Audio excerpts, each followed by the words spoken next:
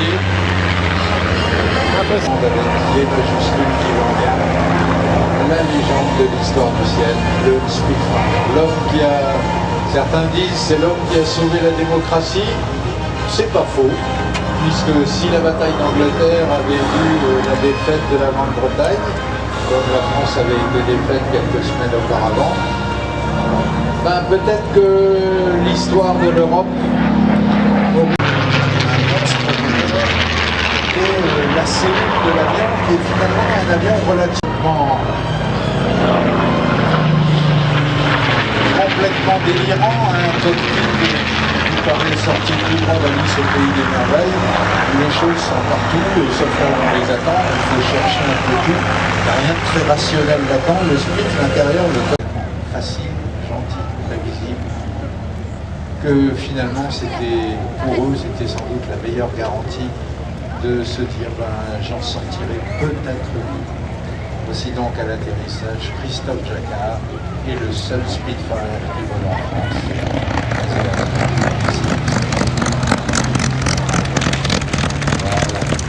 Posé sur ce train monstrueusement étroit. Et là, après, il faut le laisser rouler. La roulette de queue est même pas guidée sur cet avion. C'est un avion qui n'est pas évident de le faire rouler au sol. Et écoutez le son du Rolls Griffon. C'est pas un moteur de mob, ça.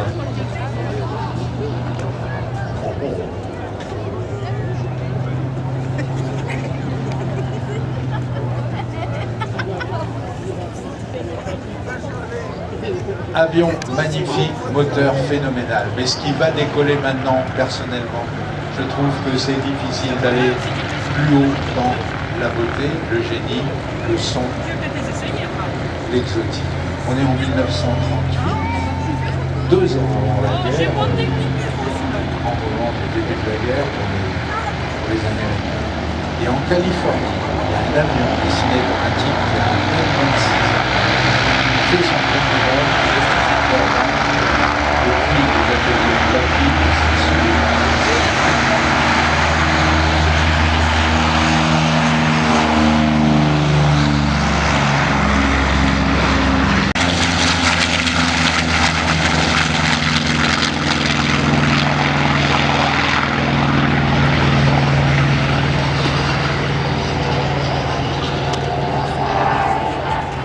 voilà donc avec les compléments des Red Bull Flyers. Red Bull, vous savez qui c'est, vous connaissez, ils font du soda, mais ils font aussi...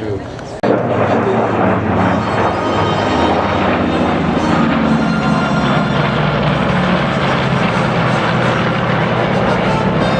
avion avec 2 moteurs, une toute petite nacelle qui contenait le pilote, l'armement et la roulette de nez, les radios, le tableau de bord, etc. Les moteurs étaient des moteurs turbo alimentant beaucoup de carburant dedans, et donc on était arrivé à un avion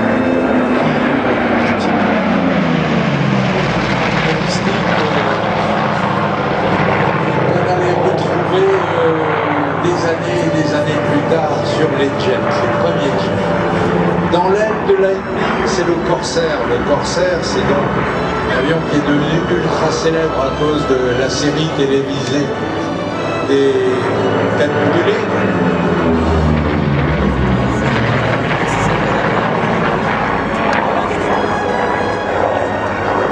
Black Sheep en anglais, autrement dit, en anglais, c'était pas les têtes brûlées, le vrai titre anglais, le premier avion de chasse à avoir été équipé d'un cendrier.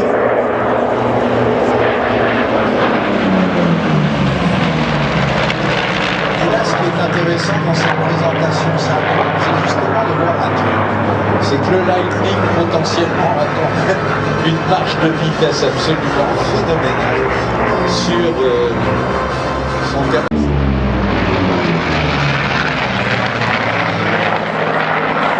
Et entendez le son du Lightning, les 2 moteurs Allison de 1300 chevaux chacun.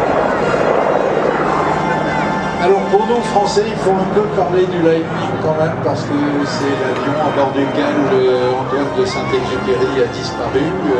L'ancien était, je vous rappelle qu'il est mort à 44 ans, en 1944, aux commandes d'un avion semblable à celui-là.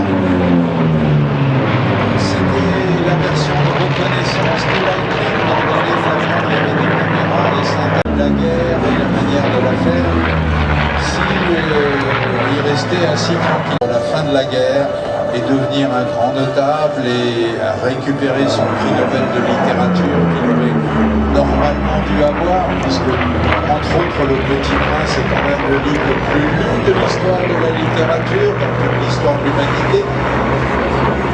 Saint-Ex aurait pu rester tranquillement installé à attendre la grande vieillesse et l'immense gloire qui lui était promise, quasiment un vaisseau spatial.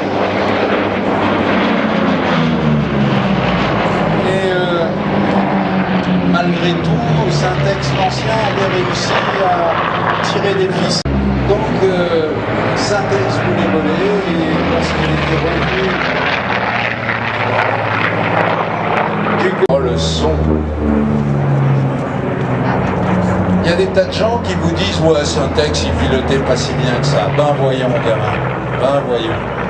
Pour moi, celui qui monte dans un Lightning et qui est capable de le faire voler, et qui est capable, comme l'avait fait l'ancien, d'effectuer une dizaine de missions seul à bord à 9000, 10 000 mètres d'altitude dans un avion non pressurisé, en se tapant des navigations jusque loin dans la vallée du Rhône, ramener des photos et tout. Il n'était pas si mauvais que ça. Simplement, ce qu'il y a, c'est que il était fragile, et puis il était peut-être plus fragile qu'autre chose, et donc, fin juillet 1944, au petit matin d'une belle journée, il a décollé de Bastia dans un avion comme celui-là, moins brillant, c'est vrai, le sien était un petit peu terne. À l'époque, on n'avait pas le temps de policher les avions en ce moment. Il a décollé dans une machine semblable en tout point à celle-là. Il a décollé de Bastia, son indicatif radio était Colgate 21, je crois.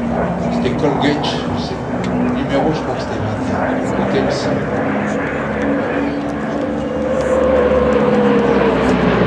Il a décollé là-dedans, en faisant ce bruit-là, il est parti Cap au Nord, il a quitté le Cap Corse, il est monté vers la Côte d'Azur, en fait. Et il est monté en altitude, il est monté aux alentours de 9000 mètres, c'était à peu près l'altitude de travail. 9000 mètres là-dedans, je vous rappelle que si on survit, c'est parce qu'on a une combinaison chauffante électrique qu'on a branchée dans une prise de courant qui se trouve au plancher du cockpit. Et donc il s'est enfoncé vers le nord et c'est au retour, après qu'il ait fait les photos qu'il devait faire du côté du maquis du Vercors, dans ce coin-là, pas loin de la frontière suisse, d'ailleurs au-dessus de la zone géographique où il avait grandi. Jamais, de toute façon c'est très bien comme ça, l'histoire ne se réécrit pas. Tout ce qu'on pense. Salut Antoine.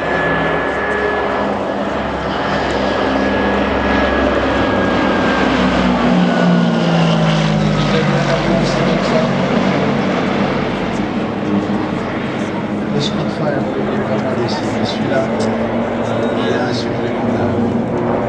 L'avion du Petit Prince. Donc Saint-Ex a disparu.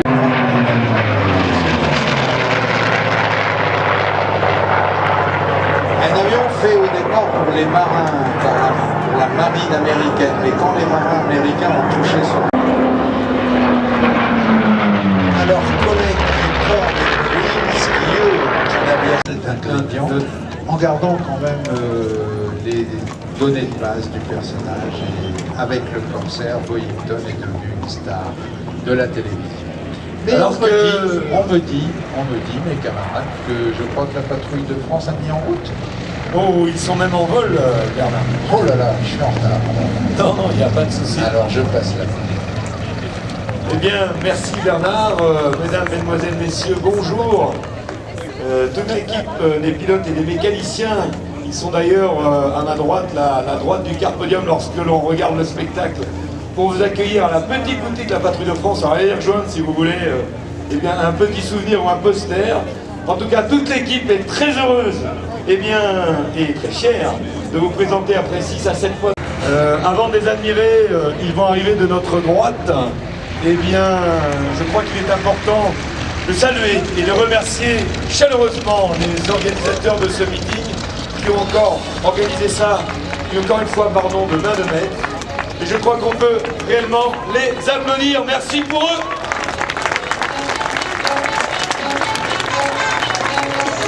Voilà, je ne peux aussi pas présenter, je suis le lieutenant-colonel Bruno Bézier, directeur des équipes de présentation de l'armée d'air. deux prestigieuses équipes. Vous en avez vu une tout à l'heure, c'était l'Exta 330 SC, pilotée par le lieutenant Orlowski. Et la plus prestigieuse, l'autre équipe, la Patrouille de France qu'on attend dans quelques instants. Ils vont se présenter sur notre droite. À ma gauche, eh bien c'est le capitaine Yannick.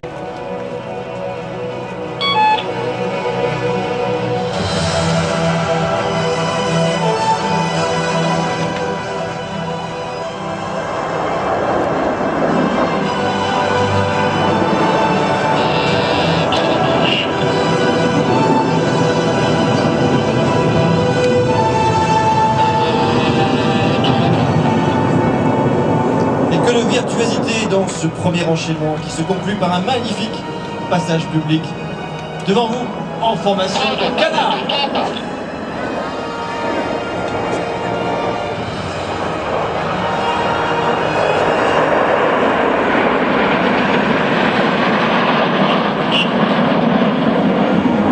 Observez bien maintenant la patrouille sur votre gauche après le départ de la formation. Alors, à gauche, alors que les extérieurs vont remonter le long de la formation. Le charognard va se... Au cours de laquelle le charognard va se glisser entre les solos à l'intérieur du losange pour reprendre sa place au centre du diamant.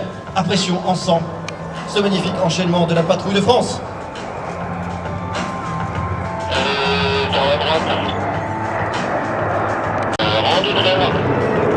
Et rendre du trip, cela veut dire diminuer l'action sur le manche avant de reprendre la cadence pour partir en boucle.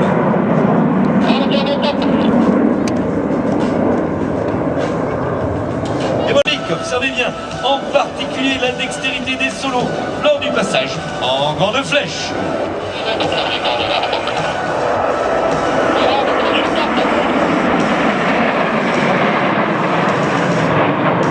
Mesdames, mesdemoiselles, messieurs, passage tricolore en flèche.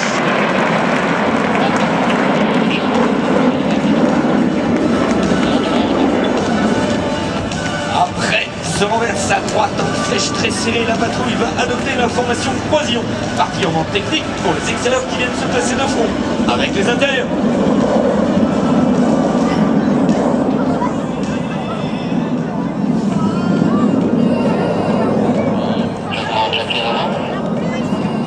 C'est toujours la voix du leader que vous entendez et qui guide ses équipiers pour synchroniser la démonstration.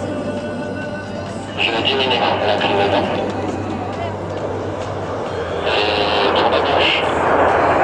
Appréciez, c'est une véritable prouesse que de réaliser ce tour mariqué à 8 avions en formation croisée. Vous allez ainsi réaliser un tour sur eux-mêmes aux ordres du leader que l'on écoute.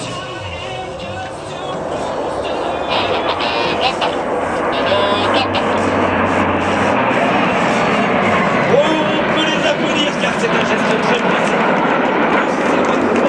Regardez maintenant avec quelle rapidité il se resserre pour former le Concorde, puis la très grande flèche.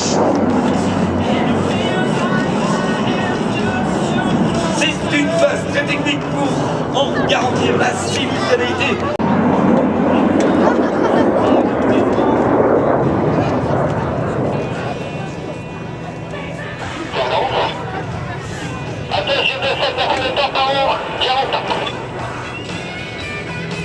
G27, cela veut dire 270 nœuds, soit 500 km/h. Et nous arrivons bientôt à la fin de la première partie de cette démonstration appelée le ruban. Dans quelques instants, par une bombe à vide, le leader va emmener ses équipiers au-dessus de nos têtes et se laisser tomber pour éclater comme une véritable bombe afin de réaliser l'éclatement intermédiaire.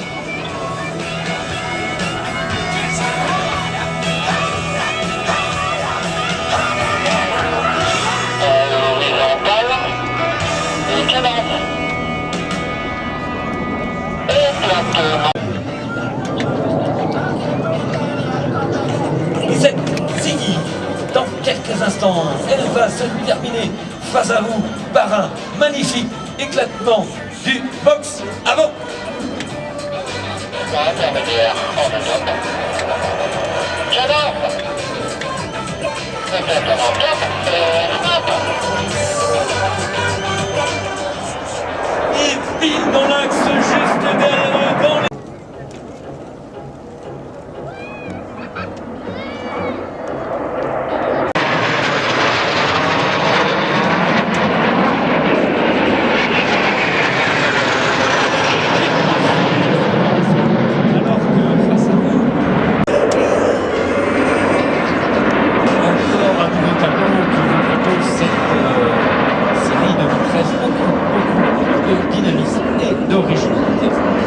synchro. Alors que face à vous se représentent eh bien, les solos là-haut dans le ciel.